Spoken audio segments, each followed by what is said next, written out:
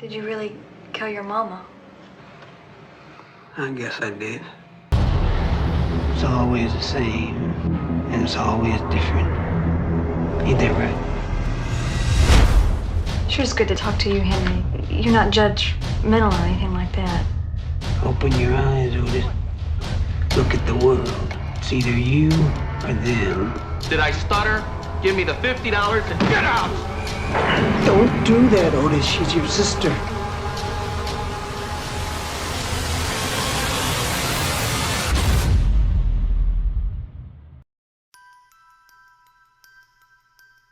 In an era where true crime dominates podcasts, documentaries, and dramatizations, with audiences obsessing over the psychology and patterns of killers, Henry Portrait of a Serial Killer stands apart as one of the few films that refuses to mythicize murderers.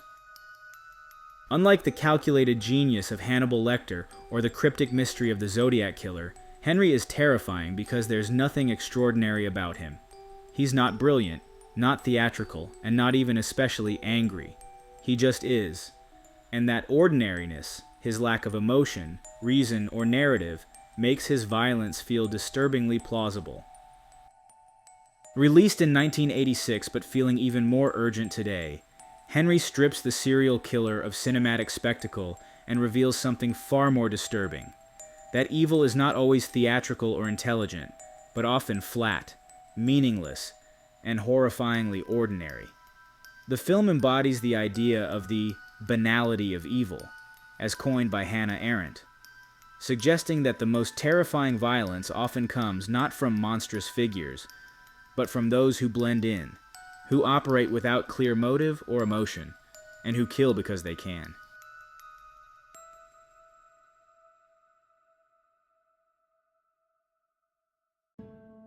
Henry Portrait of a Serial Killer follows a quiet drifter named Henry as he moves through Chicago, leaving behind a trail of seemingly random murders.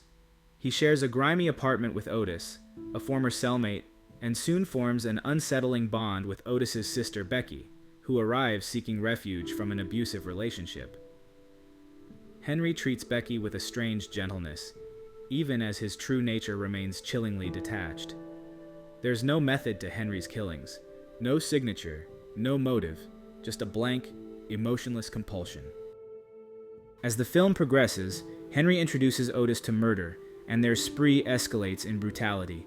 The most disturbing sequence shows them filming a home invasion and watching it back with casual satisfaction. The line between observer and participant begins to blur, and the film quietly implicates the viewer in the act of watching violence. When Otis becomes uncontrollable and attacks Becky, Henry kills him, dismembers the body, and flees with her. But any hope for a happily ever after is short-lived. As they are driving away, Becky tells Henry she loves him. Henry in return says, "I guess I love you too." Henry and Becky book a motel room for the night. The final scene shows the next morning, Henry leaving the motel alone, getting into his car and driving away. He stops at the side of the road to dump Becky's blood-stained suitcase in a ditch, then drives away. There's no resolution, no justice, and no grand climax. Just Henry, driving off into another day. The film's power lies in its refusal to moralize or explain. It simply presents evil as it is, senseless, quiet, and terrifyingly real. Henry Portrait of a Serial Killer feels disturbingly real, and that's largely because it draws from the lives of actual serial killers. The film draws inspiration from the life and confessions of Henry Lee Lucas, a drifter and convicted killer who gained national infamy in the early 1980s. Lucas claimed to have murdered hundreds of people across the country, but most of those confessions were later proven false or unverifiable. Law enforcement, desperate to close cold cases, often took Lucas at his word, creating a media frenzy around his supposed crimes. His story became less about fact and more about the spectacle of evil, a pattern Henry deliberately refuses to follow. Alongside Lucas was Otis Toole, another real-life killer and Lucas's alleged partner in several murders.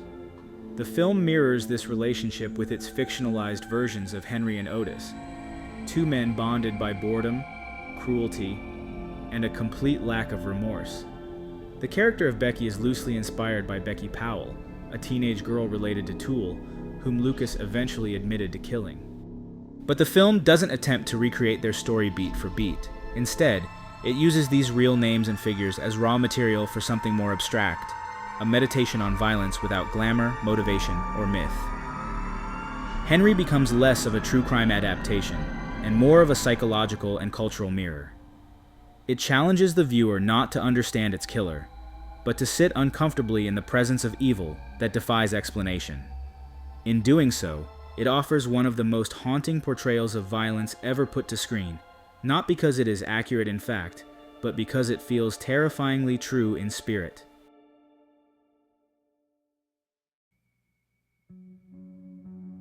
Henry, as portrayed by Michael Rooker in a performance of chilling understatement, is not a criminal mastermind. He doesn't revel in his crimes. He doesn't stalk his victims with poetic precision, leave cryptic clues, or taunt the police. He moves through the world like a ghost, quiet, unreadable, and transient. His killings are impulsive, dispassionate, and inconsistent. Even when he describes past murders to Becky, he contradicts himself. I used a bat. No, it was his gun. As if even he has trouble keeping track. That lack of narrative continuity is the point. Henry's violence has no internal logic, no reason to exist, just as many real-life crimes lack the neat, linear explanations that popular media often provides. The film doesn't explain Henry's actions because Henry himself doesn't seem to understand them. He simply drifts from victim to victim, act to act, like someone going through the motions of a job he didn't choose but performs with clinical detachment. This flatness is where the film draws its power. Director John McNaughton shoots the murders with a removed, unflinching eye. There's no score to manipulate the audience's emotions. The infamous camcorder scene, in which Henry and Otis record the murder of a family and then watch it back like a home movie, blurs the line between spectator and participant. It also mirrors the audience's own viewing experience. This realism, both visual and moral, positions Henry as a stark rebuke to the cinematic serial killer archetype that would dominate the 90s and beyond. In films like The Silence of the Lambs, Seven, or even Zodiac, the killer is almost always brilliant, mysterious, and artful, a dark mirror of the protagonist, an object of fascination. In contrast, Henry is aggressively unremarkable. He lives in a dingy apartment, works menial jobs, and wears secondhand clothes. There is no grandeur to his evil, no intellectual cat and mouse.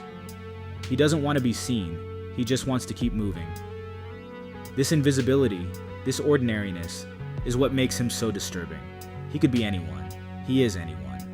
In presenting a killer, devoid of charisma, motive, or method, Henry strips away the comforting myth that evil is always exceptional.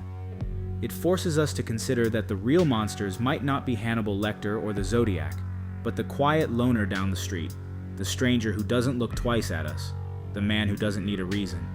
By refusing to sensationalize or moralize, Henry becomes a different kind of horror film, one where the fear doesn't come from jump scares or gore, but from the realization that violence can come from anywhere, without warning and without meaning.